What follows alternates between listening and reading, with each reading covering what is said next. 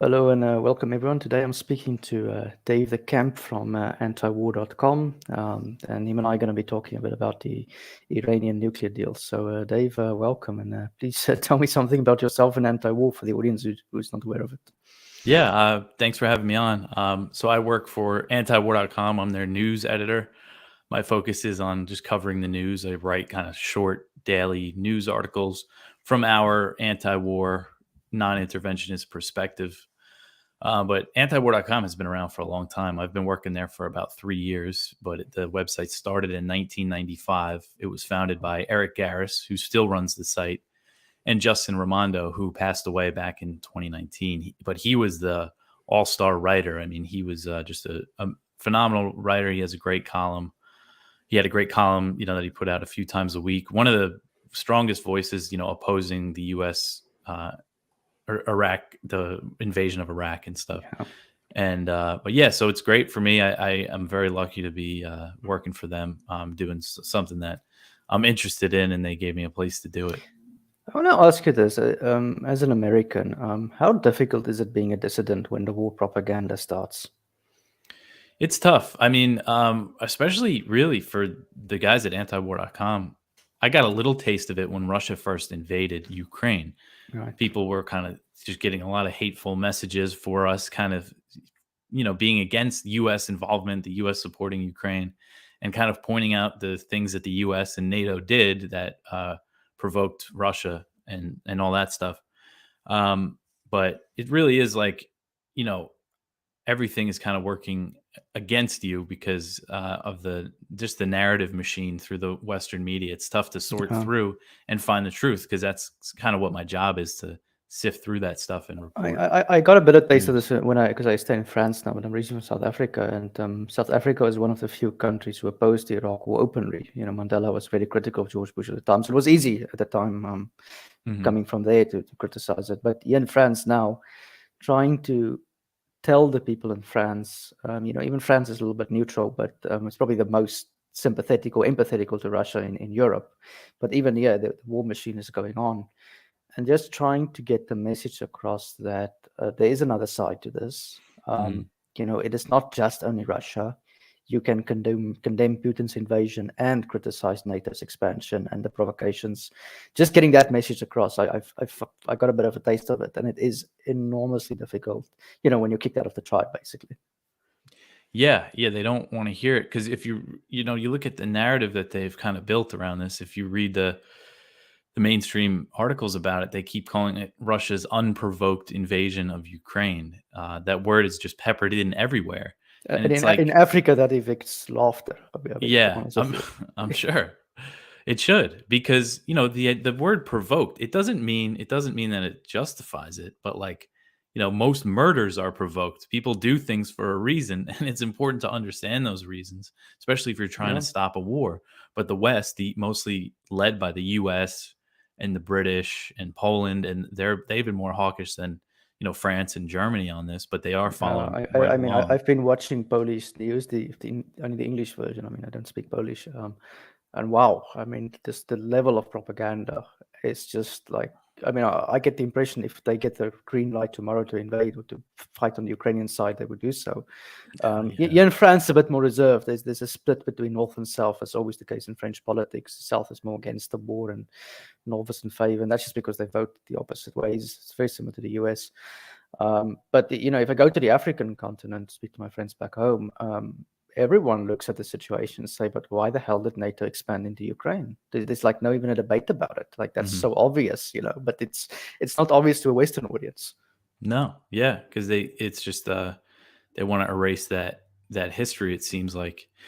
And talking about kind of the pressure, my boss Eric, I know after 9/11, Justin, who died, he wrote a column on 9/11 on the day that was published that day, that said it was the war coming home for the U.S., this terrorist attack. He said it was because of U.S. That was a brave move for Israel. He said that. And that's common. That's a common thing people say now, but it wasn't back then. And they got just a ton of death threats and everything. And I'm sure it was crazy, because I was a kid back then, but I still remember that atmosphere, the kind of, you're either with us, you're either with us or against us. No negotiations with the terrorists and things like that. So they got all these death threats, and then so I just couldn't imagine that atmosphere. But definitely Yeah. have gotten a taste of it since the So invasion. before we get onto the Iran question, I want to ask you another one on this. Being a war dissident. I mean, obviously, this is not the Iraq War. Iraq War was U.S. invasion of Iraq. There was never any evidence of weapons of mass destruction, as far as we can tell. Even the Afghan War, I'm still skeptical about Osama bin Laden and the Taliban ties. But whatever that is, but that was clearly the U.S. Being the aggressor, being the invader. Here you have a different situation where Ukraine, which is a sovereign independent state, is being invaded in a sense. Now, obviously, the Hitler metaphor doesn't really make sense here, but I mean, do you at least acknowledge that there's a little bit of a moral difference in the two wars? Oh yeah, definitely, and that's part of the reason why it's harder to kind of get people to understand why they should be against the U.S. involvement. Because from an outsider's perspective, if you haven't paid attention to this issue, if you didn't know that there's a war going on in the Eastern Donbass for 8 years, and then you see that Russia invaded its neighbor, it's definitely looks like Russia is the aggressor in this scenario, and they definitely are. I mean, they launched the invasion, and there's reasons for it, especially the war in the Eastern Donbass that was still flaring up, and all that. But I think there was definitely other options for Putin to try, to get the West to take his security concerns seriously.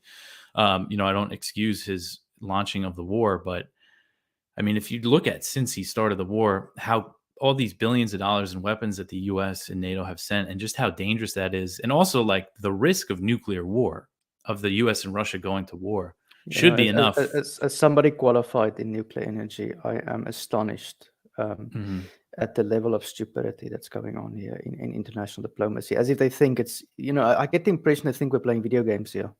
Yeah. It's like nuclear weapons. Okay, I think radiation risks are overblown, frankly, but still, nuclear weapons killed a lot of people, just a direct blast. I mean, do we want to impose that onto people? It's insane. Yeah, it seems insane how people have forgotten and the way that they're carrying on. Like that should be enough. The threat of nuclear war should be enough for people to be against the U.S. funding a proxy war on Russia's border. And again, we've seen we don't know for sure exactly how much the U.S. was involved in scuttling peace talks between Ukraine and Russia. But according to multiple media reports, Russia and Ukraine were close to signing a deal at the end of March when they held talks in Istanbul. And then Boris Johnson flew to Kiev. And according to Ukrainian media, he said that even if you're ready to sign a deal with Russia, we're not. And he was speaking for the collective West, the U.S. and NATO. And then after that, when they were doing these negotiations is when Russia pulled out of the northern areas by Kiev and Chernihiv. So that happened. Boris Johnson went there, scuttled the negotiations, and then we started hearing the new rhetoric that this war was about weakening Russia. And then they started sending, they signed off on a $40 billion aid package for Ukraine shortly after that. So if you follow this series of events, there's a very strong case to be made. I think it's pretty clear that the U.S. and NATO and the British didn't want this war to end. They didn't want to. Well, the other person who's disappointed me here that should not go unmentioned is Emmanuel Macron here, because he, during the last election, he lost the absolute majority in the French Parliament. Against him was running Marine Le Pen, who is on the right, maybe extreme right side of the spectrum, and Jean-Luc Mélenchon, who's a Trotskyite. Okay, both of them were running on an anti-NATO ticket. Macron did not, during the election, want to fully endorse NATO. He was very hesitant about it. Won the election. Afterwards, on the 14th of July, Bastille Day, NATO troops were parading down the Champs-Élysées. So he just signed on to the US, the US version of it. And if France at the time said, look, we're not going to allow Ukraine into NATO, we're going to force a negotiation, Europe had the opportunity to put an independent path of US politics. But at the moment, the European leadership is just completely absent in this entire story.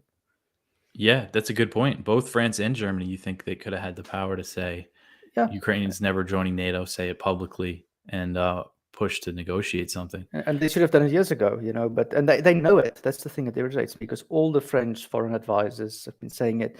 I mean, I don't know if you know who Dominique de Villepin is. He was the guy who stood up against George Bush in the UN speech against the Iraq War.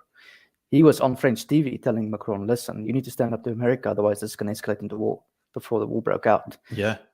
Just didn't happen. So it's just, it's insanity.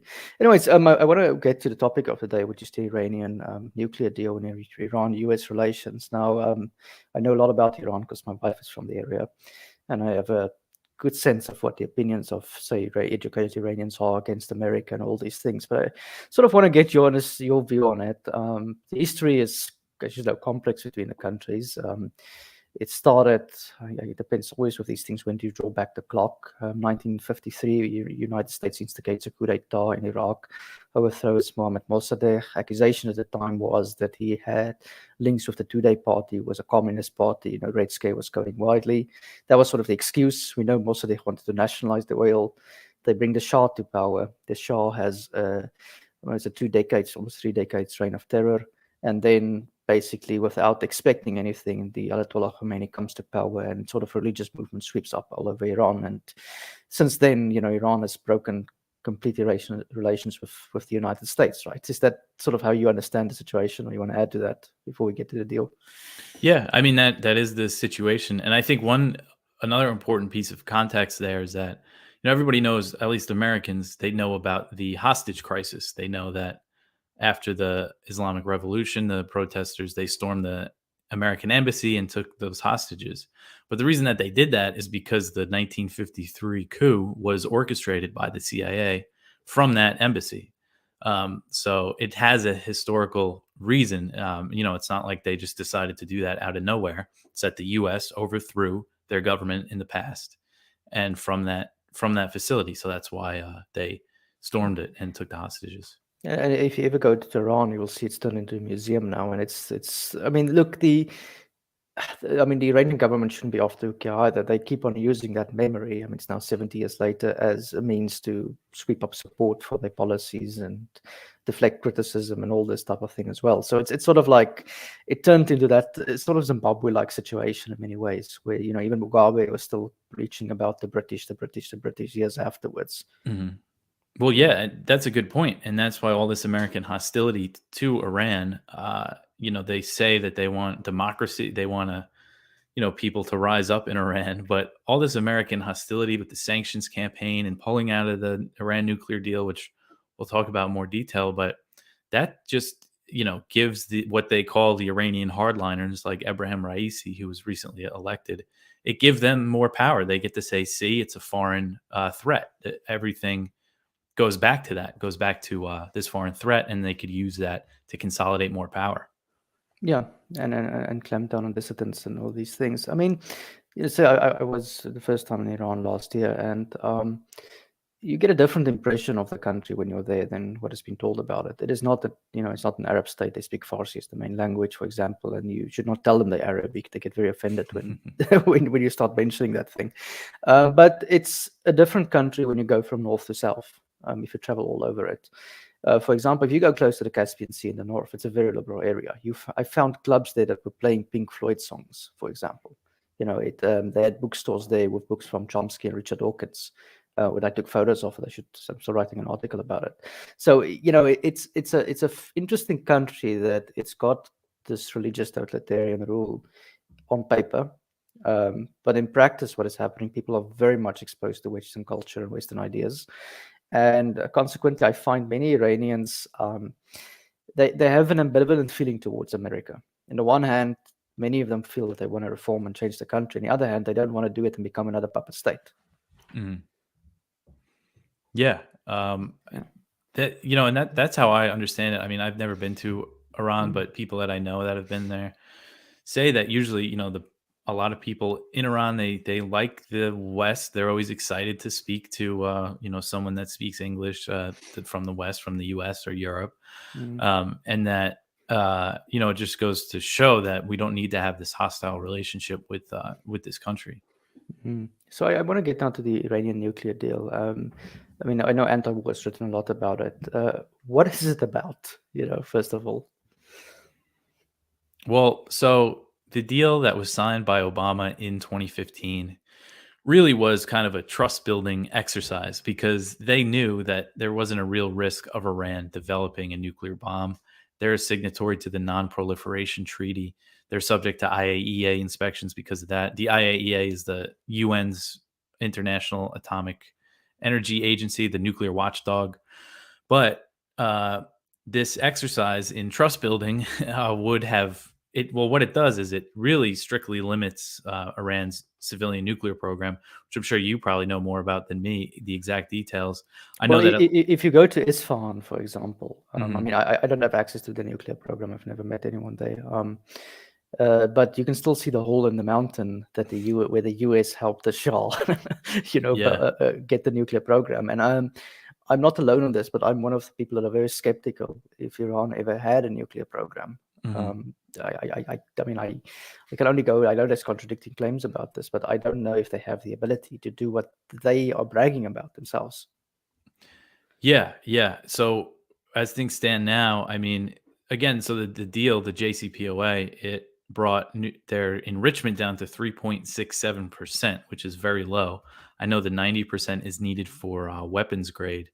But so you're saying you don't think, do you think some of the things they're doing now, you don't think they're capable of? Like they say they're enriching some at 60% and some of these Well, centrifuges and stuff?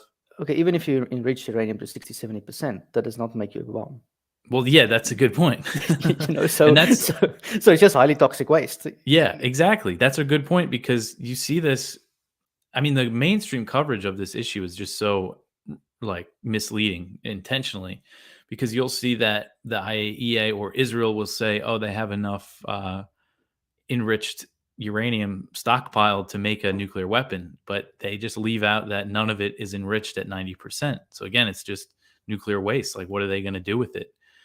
It's useless for that end. But so, and I mean, I know people like Gareth Porter. I don't know if you're familiar with him, but he wrote a pretty detailed book about this issue about um, manufactured crisis. It's called, basically saying that even back when, in the early 2000s, when the CIA says that Iran did have a nuclear weapons program, he argues that they didn't. And the official line from the CIA, I think, is that they haven't pursued a nuclear weapons program since 2002. So I mean, but Gareth's book makes the case, and I think it's a pretty strong case, that they never really were trying to make nuclear weapons. And besides the fact that they signed the Non-Proliferation Treaty, it's also banned by the fatwa from the supreme leader. Weapons of mass destruction are forbidden. They say it goes against Islam. Yeah. And this goes back to the 1980s. Again, Gareth Porter, who's written a lot about this, he wrote an article in Foreign Policy. He said the time the Ayatollah said no to nukes or no to weapons of mass destruction. And it was during the Iran-Iraq war when Saddam Hussein was using chemical weapons against Iran, which the U.S. knew about and still supported Saddam and gave him intelligence. But some of his... Isn't there a photo with Donald Rumsfeld going to Iran or going to Iraq and selling Saddam these weapons or something of the sort? Yeah, there's a photo of them shaking hands. They were great friends back then.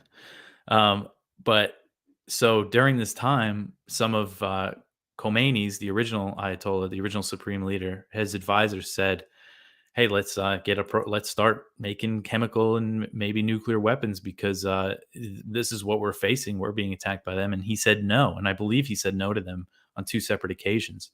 And Gareth Porter went to Iran and interviewed one of these officials who was an official in the IRGC that had this conversation with Khomeini. So it goes to show that it's pretty ingrained in their government that they're not going to build nuclear weapons. So the JCPOA signed by Obama, the idea was to kind of normalize Iran's civilian nuclear program, which, like you mentioned, the U.S. built for them during the Shah's rule, which is just another. You talk about Saddam, how they helped Saddam in that war and knew he used chemical weapons and turned on him, and then here we have them building this nuclear program for Iran that is now the the subject of all this. The story, I don't know if you know Professor Oliver Boyd-Barrett. He was, I think, at the UK column last year during the 9/11 anniversary. He gave a speech, like sort of a talk as a seminar on the propaganda post 9/11, and he was also very skeptical of Iran even having nuclear weapons. So I'm sort of in that camp, but okay, if I go with the CIA, not that they lied to us in the past about anything like this,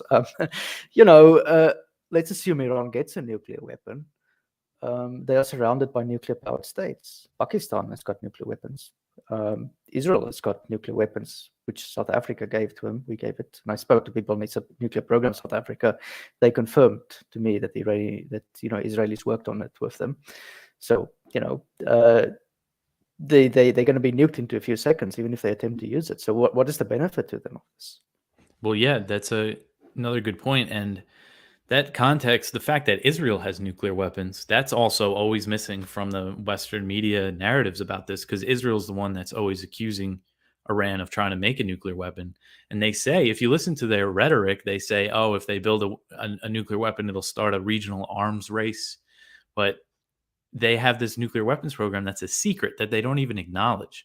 So I feel like that just flips the whole narrative on its head. And especially from the US standpoint, they make such a big deal about this Iranian nuclear program when there's no evidence that they're trying to make a bomb, none at all today.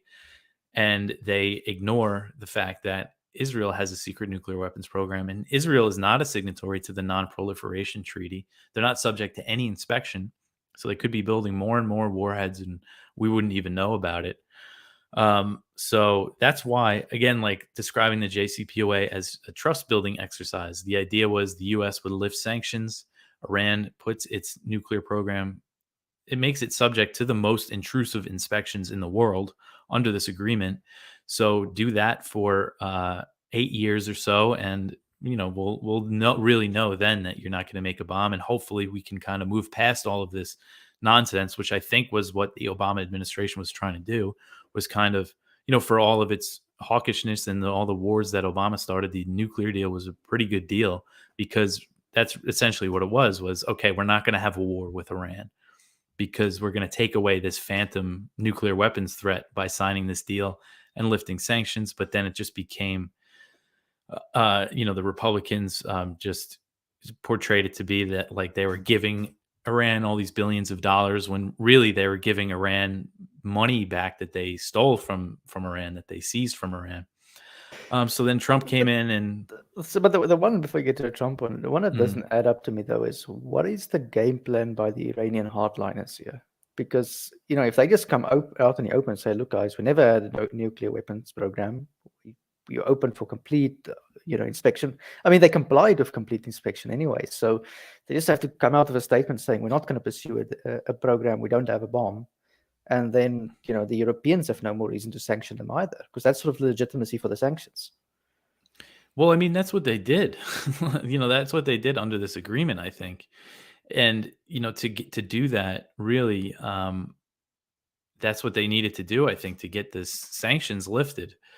And I think they recognize that. And then as it stands now, I think their strategy, which I think might be misguided, is kind of take these little steps to make their nuclear program look more threatening, kind of knowing that the Western media and that Israel is going to really hype it up and use that as leverage to get the sanctions lifted. So maybe a better strategy would be to say, just let them in and say, look, we're not making a weapon, and there's no reason for these sanctions. We don't even need a deal. Like, just come and see for yourselves.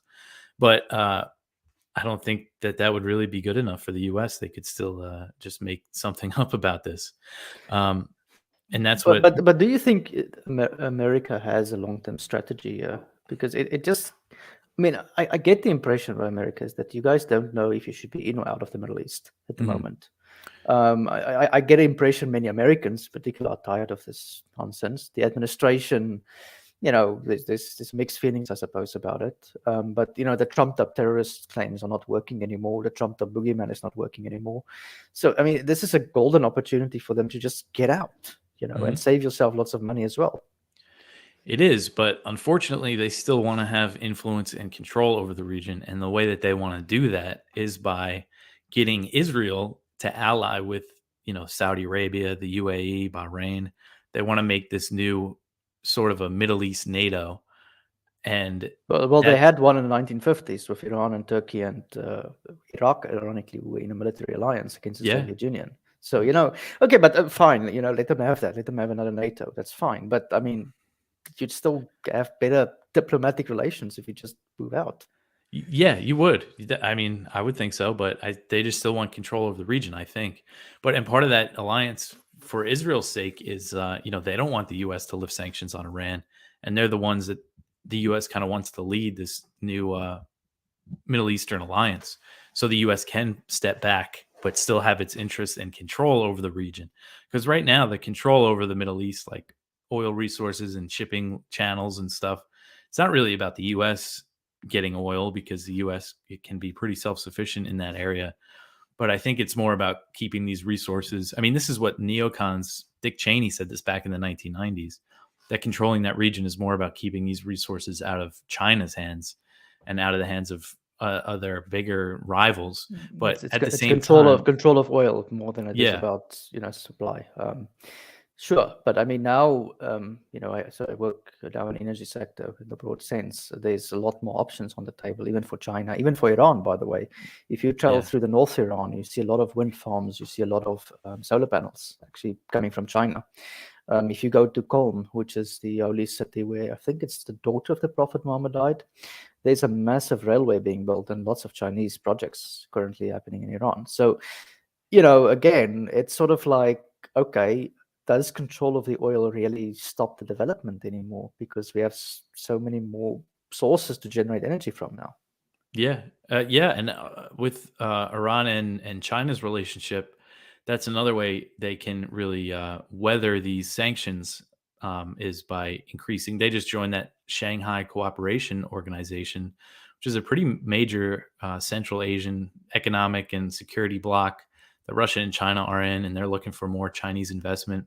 And they've been selling a lot of oil to East Asia as a way to, which has given them some relief from the U.S. and other Western sanctions. And the more the U.S. is being more hostile to China and, of course, Russia, the less China is going to, cooperate with U.S. sanctions when it comes to Iran and stuff.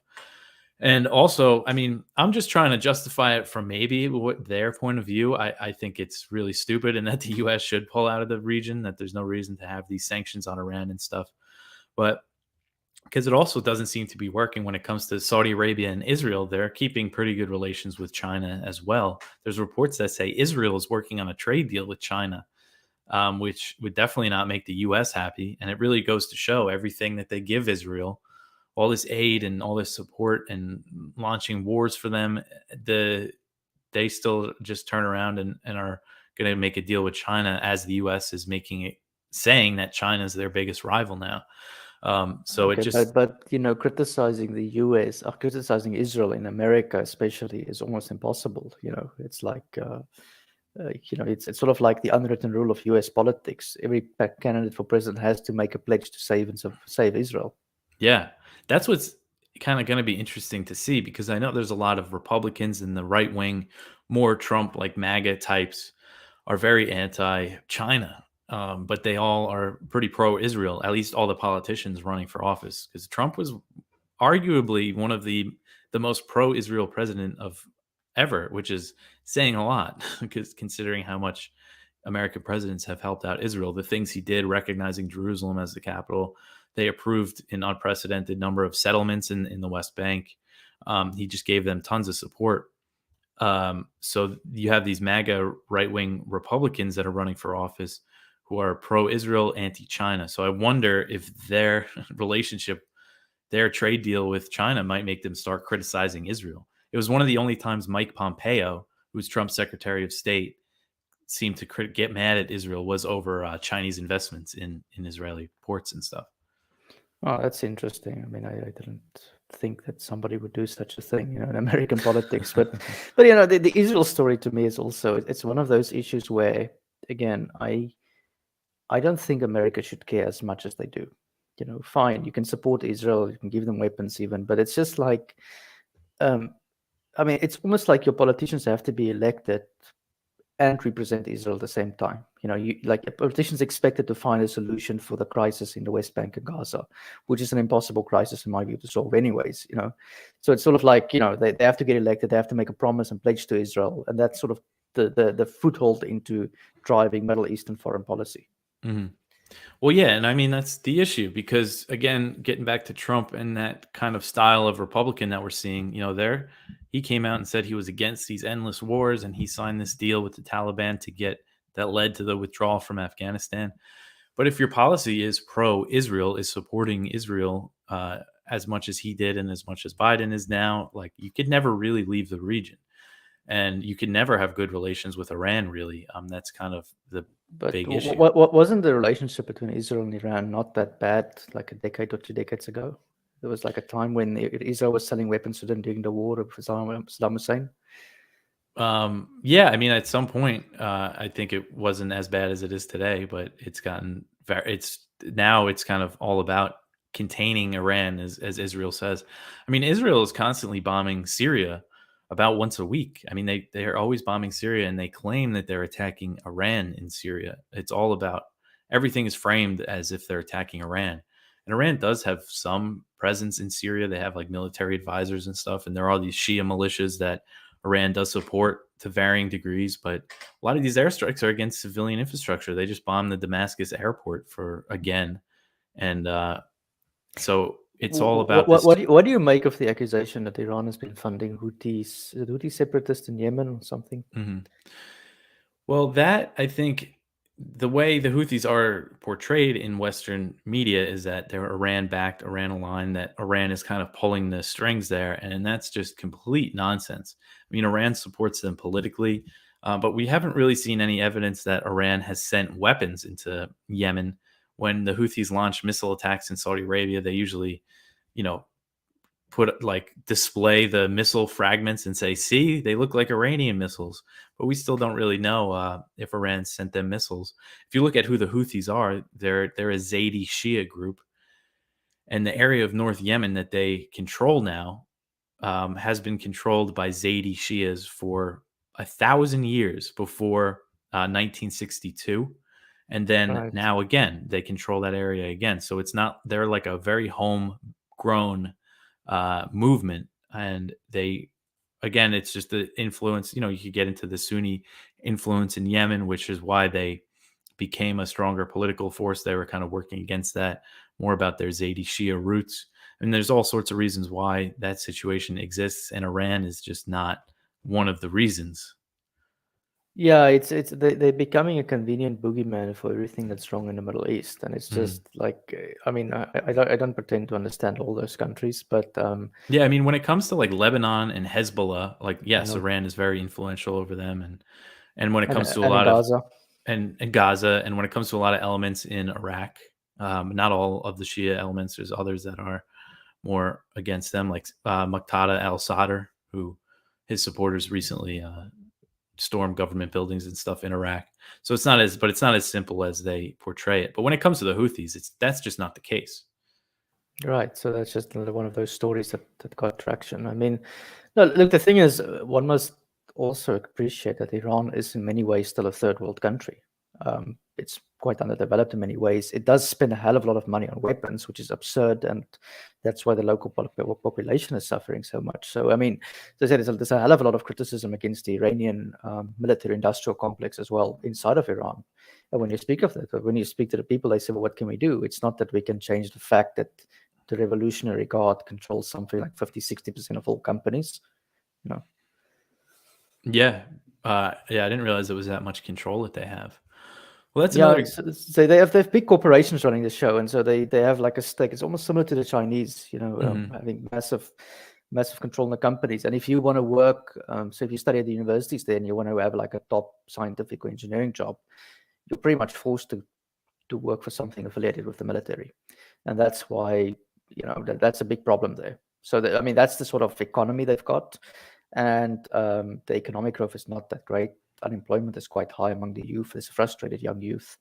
So it's all the issues you have that are associated with third world countries. And then also you have leadership there that, and this is the same in South Africa, unfortunately, that blames the West for all their problems, even when America's got absolutely nothing to do with it. It's like the water crisis, for example. They're running out of water, and they're saying that's the US. And I'm like, no, that's the fact that you just mismanaged your own water, Yeah, I mean, they definitely, they do have things to blame the U.S. for. I mean, the sanctions on Iran are very, really major sanctions. I mean, crippling sanctions.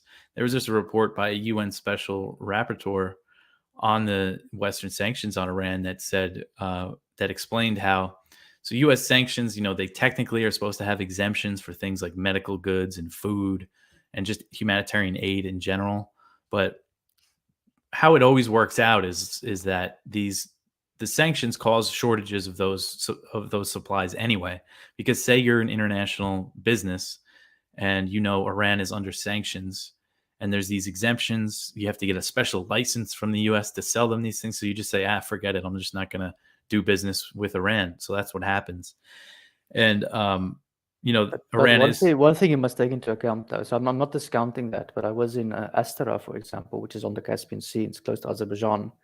There's a lot of people sanction busting on the border.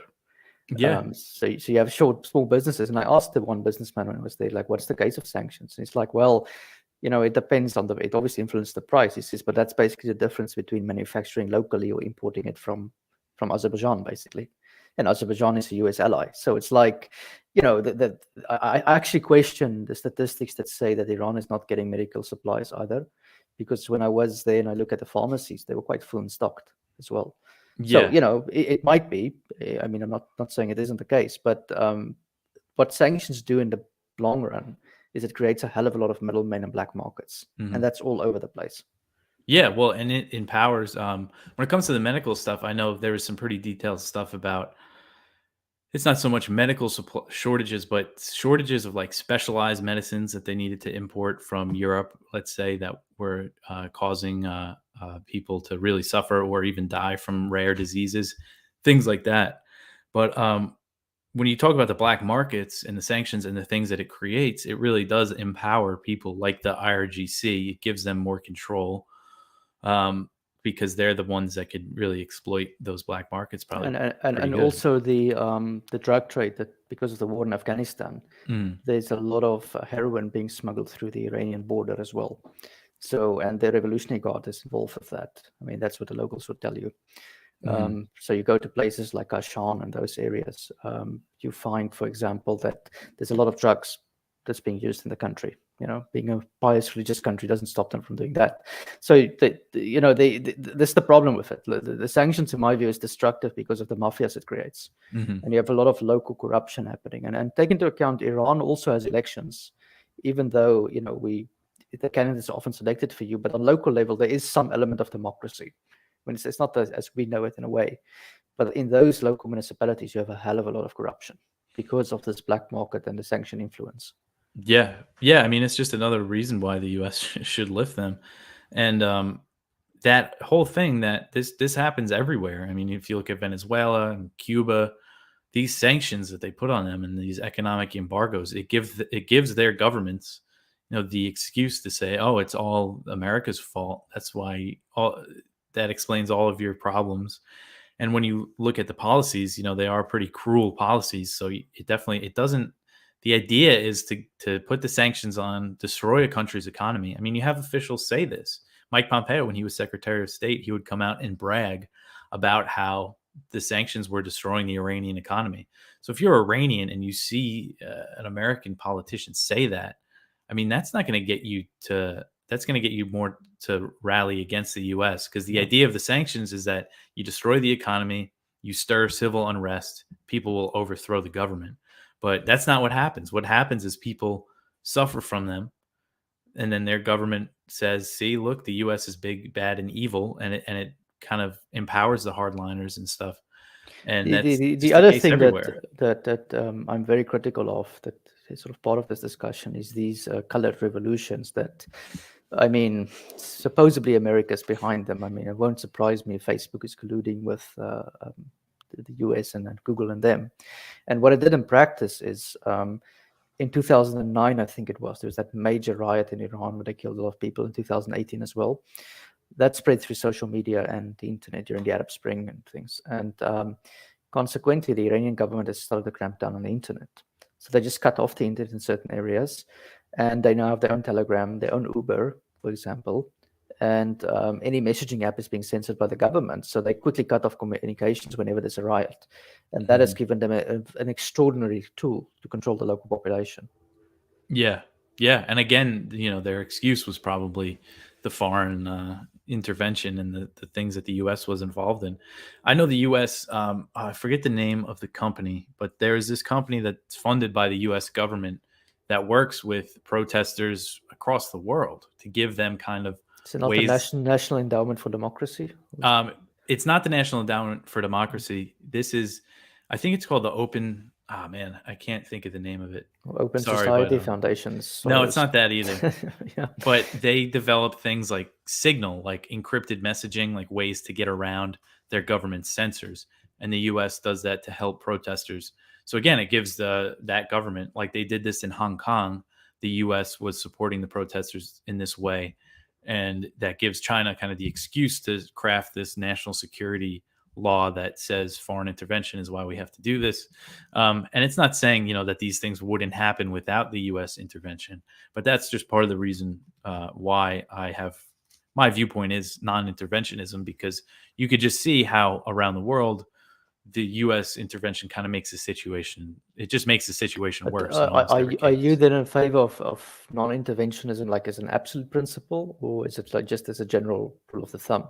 Yeah, I think it should be an absolute principle. I think it's what the U.S. was founded on. That was the idea, at least. It was founded on a lot of ideas that it didn't really follow, but I think it's a good foreign policy for a country. Well, I'm not opposed to U.S. intervention in some areas. So, for example, AFCOM in Africa, I know they've been criticized a lot, but I spoke yet to one of the commanders, Chris Wyatt, and it is true that since AFCOM came into Liberia, for example, there hasn't been a civil war yet. So there has been some benefit sometimes to military intervention. But in the case in AFCOM, the US actually, and this is credit to George Bush, he doesn't deserve a lot of credit, but he actually did a lot for Africa. They actually used diplomacy quite skillfully. And if you use diplomacy before you use military force, most of the time you'd probably have a much better, solution. And my biggest critique against America, especially the newcons, is they reach for the hammer at every single problem in the world, and that's sort of, it's like the solution is bomb them before we try anything else. Well, yeah, I mean, I'm not against diplomacy. That non-intervention doesn't necessarily mean that you can't help broker deals and peace talks and stuff. And if you're doing that without having all these wars that you're launching anyway, it could make you a better kind of broker in that. But I mean, Bush in Africa, I mean, he backed, as WikiLeaks revealed, his administration backed the Ethiopian invasion of Somalia, which led to the rise of Al-Shabaab, and now the U.S. is just constantly bombing Somalia to fight this group that was created by this. His big success story in Africa was being that he actually released a lot of medication to treat diseases in Africa. Yeah. So he got big funding for that. And then, so there's sort of ambivalent feeling towards him. I don't think Somalis share that feeling, and I actually don't think people in North Africa, some places do. Mm-hmm. But like, for example, the other big critique against him would be in Zimbabwe, for example, where he threatened military intervention, didn't do so, imposed only sanctions, and since then I think 1/4 of Zimbabwe is living in South Africa, fleeing the country because the sanctions has just starved the population of food. It's not just the sanctions; it's also Mugabe, the dictator, in power. But it's like you threaten a dictator, you sanction him, and you just drop the subject. Yeah, and then that was like a horror show, and it's still going on today. Yeah, yes, yeah. I don't know much about that. So much more knowledgeable on Africa than I am. But just in general, I think, especially as the world stands today, if you just look at all the situations, like the U.S. pulling back, and as you said, they're always using force. I mean, you look at the Biden administration, and their answer to everything is sanctions, just some sort of force. It's never diplomacy. Is just never, doesn't seem like it's an option. So they're just always threatening to take these unilateral measures. And now with where things stand with Iran right now, I mean, I just don't see this Iran deal being revived anytime soon. They were just in negotiations for a long time. and then they ended, and it looks like there's not going to be a deal. And now talking about Iran joining the SCO, moving closer to China and Russia, and we've seen Raisi say this a lot. We've seen Khamenei say this a lot, that they're working to become sanctions proof, sanctions resistant. They want to become more self-reliant and develop more trade relationships with China and Russia. And at a certain point, that doesn't look optimistic either. It's not the French you always want, but it's what we're forcing them. Yeah. But that's the corner that we're pushing them into. When instead of, I think, especially if the sanctions were lifted on Iran and the U.S. and the West has been doing business with that country and Americans could travel there, no problem. I think they still can. I'm not sure if you get it. I don't think you get a direct flight to Tehran from the U.S., but you can fly from other countries.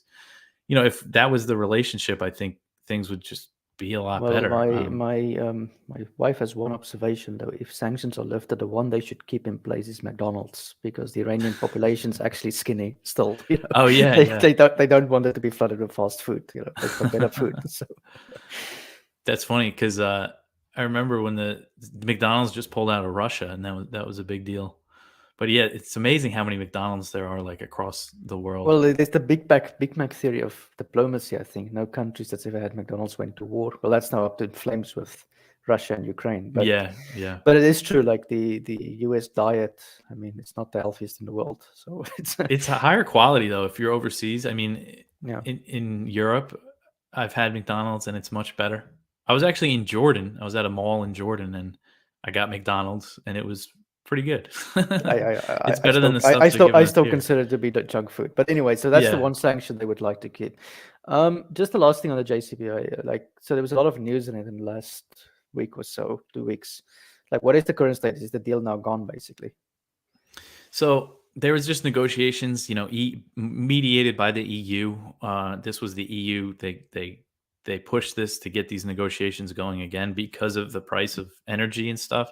So they want to get that Iranian oil, that Iranian gas, get that back on the market to help ease prices, which I think is a pretty reasonable view to have. So the EU submitted what they called a final proposal to the US and Iran. They both kind of sent it back and forth to each other, the US and Iran. And the last time Iran sent it, the US said, this is we're moving backwards. There's no chance for a deal now. They're asking for too much. And we don't really know the exact details of the proposals of exactly what they're at odds over. One thing that Raisi has said is he wants the IAEA to drop its investigation into traces of uranium that were at undeclared Iranian nuclear sites. But I don't know if that was tied in, if that was written on paper, if Iran said this is a requirement. There were some other things. They want some kind of guarantees for some kind of waivers for if the U.S. pulls out of the deal again. But what was happening during these negotiations was that Israel really ramped up the pressure. Benny Gantz, the defense minister, Yair Lapid, their national security advisor, and the head of Mossad, David Barnea, the Israeli spy agency, they all went to Washington while these negotiations were happening, met with all sorts of high-level officials just working against these negotiations. So I think that pressure had a lot to do with the U.S. saying, rejecting Iran's and what is the proposal. U.S.? It's midterm elections in America now, isn't it? Soon, November. Soon. So how's that? Going to influence it? Because if the Republicans get back into power, I guess this thing goes up in flame. Well, that's the whole thing. I think if Biden went to revive the deal, politically in Washington, there's not much support for it in Congress. All the Republicans are against it for the most part, with a few exceptions, and enough Democrats are against it that it wouldn't be a popular thing for him to do. So he wouldn't want to do it right before midterms, probably. And then when you look ahead to the presidential election in 2024, things are not looking good for Biden. Things could change pretty drastically in just a few years. Who's going to run against him? Because please, just as a message to Americans, please elect anyone under 60 at least. 65. Yeah. It's just because I think we're fed up with both. The last election was horrible. Yeah, it was pretty bad. I think the next one's going to be pretty bad. There's been signs that Biden might not even try to run again, but I don't know who the Democrats would then put up, if it would be Kamala Harris, the vice president, who is one of the least just charismatic people that I've ever seen speak. She just has no like charm to her. But then the Republicans, Trump wants to run again, but who knows if that's really going to happen. Well, it's just a cult figure. I mean, it's not. That's kind of what he's come down to at this point. So I think maybe a Trump-like figure, like, I don't know if you know Ron DeSantis, he's the governor of Florida.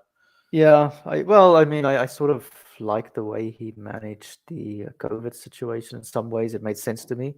Yeah. So but he's also a bit of a demagogue. But that's sort of also. I mean, it's the thing about U.S. politics is like you guys like electing a TV star, a reality. It's TV true, star. yeah. So, but DeSantis, he was in Congress, and his foreign policy was really bad. His foreign policy is not good. But he, like a lot of people, like the way he handled the COVID thing. I think he would be good to stay as the governor of Florida because of that.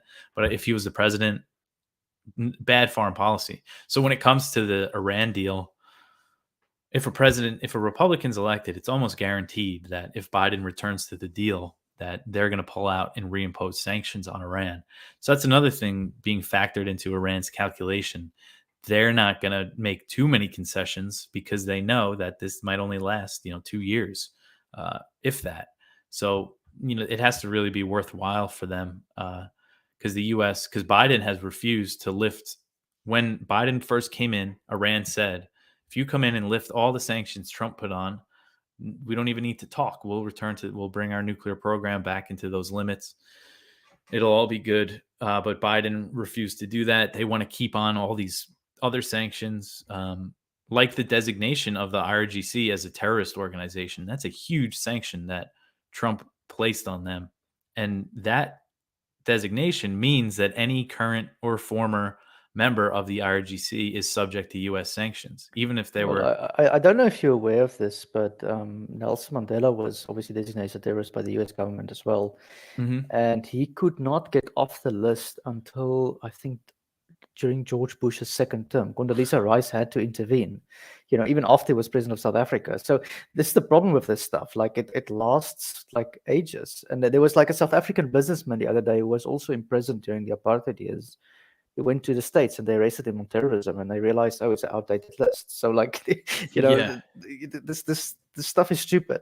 Yeah, and it's a big deal. Like as you said, I didn't realize, the IRGC is so involved in the Iranian economy. So if they keep the Biden doesn't want to lift that designation. So if you're going to do business with Iran, and this is the other problem, if Europe wants to do business with them, they're going to have to do business with them. Yeah. Right. So now the Europeans are doing business with terrorists. Yeah. Oh no. Yeah. So the whole thing is going to blow up in their faces.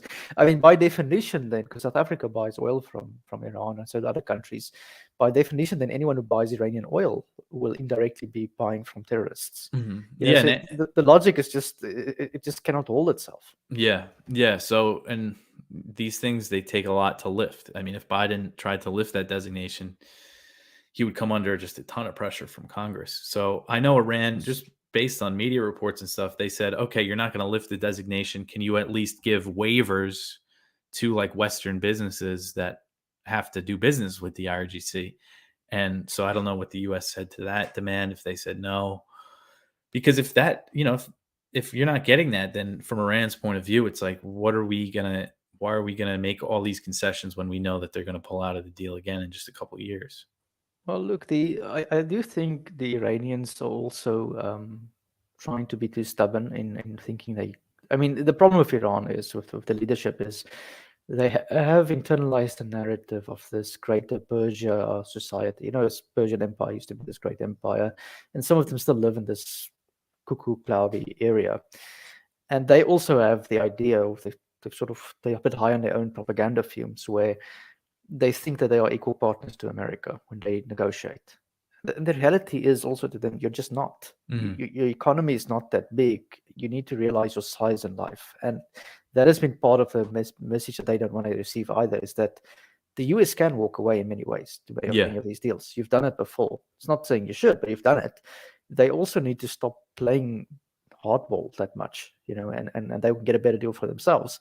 So one thing they can do is recognize Israel, which I think will be a major concession. I think it's impossible at this stage, but if they make that concession, they would really be, the markets would open up to them. So, it's sort of like, I see it as sort of like two schoolboys that just don't want to talk to each other. They both fought both through punches, and now they're sitting in a corner and they're both being stubborn about it. Yeah, but also, I mean, Iran's government, I think the Raisi government, they're trying to kind of portray this more stubborn, that they're being more stubborn than they actually are. Because if you look at the negotiations that they originally, to revive the deal, they said that you have to lift that IRGC designation, and then they conceded and said, okay, you don't have to do that. That's a pretty major concession. And when it comes to Israel, I mean, the idea of Iran recognizing Israel now just seems very far off. I mean, Israel is always constantly attacking Iran. They're constantly assassinating people inside Iran and killing people. And this is something that is always going on behind the scenes. The latest thing was back in May, there was an IRGC colonel that was gunned down in Tehran. And according to media reports from the U.S. sources, that Israel did it. And then there was another string of mysterious deaths. But by the way, have you looked into the deaths of these nuclear scientists? Because I don't know if you remember, there was this leader of their program being killed a few years ago. Yeah. So my wife and I looked into it. We couldn't find a single paper the guy published, and nobody at the universities knew about them in the nuclear science. So it was like a weird assassination story. Now, I'm not so, maybe it was highly top secret, and maybe that's just the case, but it was a very weird story. So was it the one that happened in 2020? Yeah. Yeah, that was Mohsen Fakhrizadeh. And that happened in November 2020. That was really, it seemed like Israel was trying to provoke Iran to do something while Trump was still in office, because they knew that Trump would have their back. But have you looked into who this guy was? Because we couldn't find papers from him. Like we would think. I don't think he was a nuclear scientist. I think he was more of like a missiles guy. Like ballistic missiles and stuff, but I'm not sure. I did look into him at the time, but I can't really remember off the top. Anyway, so I had a few stories coming out of there where I looked at the story. I mean, I know about the assassinations, and yes, some of them are true. I mean, not saying they're not, but I look at some of them, and every time I get a story in Western media, especially from Saudi media, this Iranian. Yeah, you got to watch that. It just looks to me like sometimes like it's pure propaganda. So yeah, sometimes it is. I mean, there's been a lot. There's always these stories. A lot of times it's kind of amplified by Israel. I think if there's like a fire at a Iranian power plant, and they kind of try to portray it like it was an Israeli attack. Well, the other one that sort of gets annoying is the status of the Kurds in Iran. There is a deliberate attempt to trump up Kurdish nationalism. And what people need to realize is the Kurds in Iran, actually, of all the countries the Kurds stay in, they've got the best relationship with the Iranians. And one reason is they serve in the army together with the Iranians. So they sort of integrated into the national identity much better than, say, in Syria or in Turkey. Oh, okay, that's interesting. To Turkey, it is so much worse. So there's always a story of the Kurds being expressed in Iran and the Kurdish freedom fighters there. It's nonsense. It's just complete BS, because the Kurds in Iran, there's actually some room for them to speak the language. Relationships can be better. I mean, I'm not saying there isn't something against it, but it's like there's a constant attempt to try and trump up anti-Kurdish relations or anti-Iranian sentiment among the Kurds, and it's just not the reality. Yeah. Yeah, in the U.S., the West, they seem like they always want to use the Kurds kind of when they're convenient, and then just leave them hanging when they're not. If you just look at the history of that relationship. Anyways, just give you sort of like a last word here, because we're coming in for the hour. Are you hopeful that people are waking up to the anti-war narrative and message a little bit more? I hope so, yeah. And I think really the big thing right now for Americans, at least, and for Europeans too, I mean, if you look at kind of what's happened over this past year as the U.S. started funding this war against Russia and started sanctioning Russia, inflation in the U.S. is so high right now. And that's not just because of sanctions on Russia. I mean, that's because of policies going back years ago and the COVID relief bills and stuff. But you see how the situation is right now in the U.S. I mean, people are really feeling it. I'm definitely feeling it. The inflation, the gas prices and stuff. Things have gotten pretty bad. And while that's happening, you see that they're spending $40 billion on Ukraine. They're shipping them all these weapons. So I think that we don't even know if the weapons are going to get there. Exactly. Yeah. So I think the sheer numbers of it is waking people up. And I think really the best bet here is if really I think it's in Europe.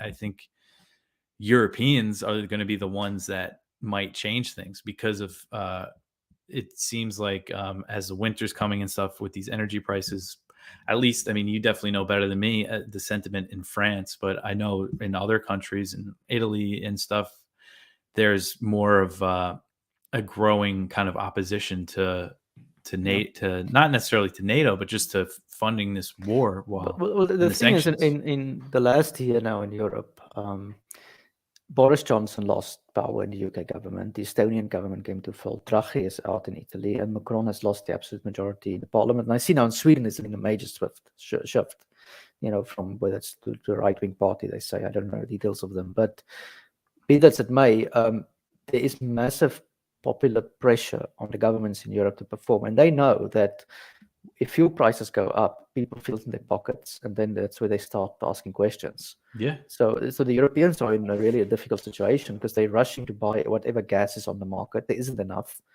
We are going to have fuel rations this coming winter, and hopefully that forces Europe, and especially France, to stand up a little bit to America and say, "Look, guys, this is insane. We just can't.